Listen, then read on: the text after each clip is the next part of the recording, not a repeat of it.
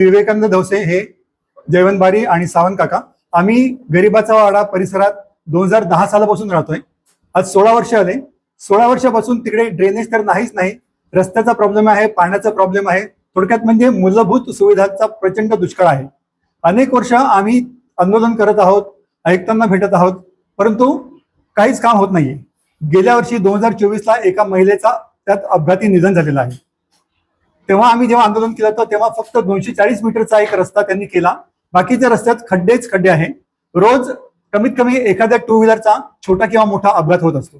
त्यानिमित्ताने आम्ही रविवार 16 ऑगस्ट रोजी सकाळी 11 वाजता महालक्ष्मी चौक ते ह प्रभाग या दरम्यान मोर्चाचे आंदोलन केले आहे.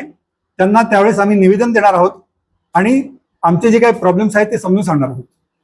ही समस्या तर गेले 16 वर्षापासून आहे, त्यात काही सुधारणा नाही. दरवर्षी थातुरमातुर ते काहीतरी काम करतात, निकृष्ट दर्जाचं डांबर टाकतात किंवा माती टाकतात आणि ते पॅचअप करतात.